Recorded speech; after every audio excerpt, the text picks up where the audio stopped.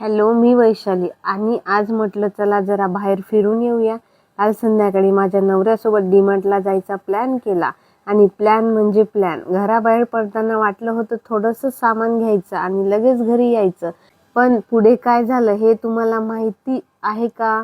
रस्त्याने निघालो आणि मध्येच हलकासा पाऊस सुरू झाला आणि काय सांगू, संध्याकाळची वेळ, थोडा पाऊस आणि इतकं सुंदर वातावरण. म्हटलं डीमार्टला चाललो की पावसात रोमॅन्टिक ड्राईव्हला. असं छान वातावरण एन्जॉय करत करत शेवटी आम्ही पोहोचलो डीमार्टमध्ये.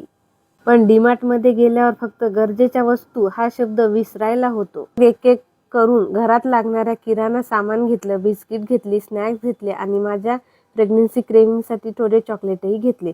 प्रेग्नन्सीमध्ये मन कधी काय खायला मागेल सांगता येत नाही.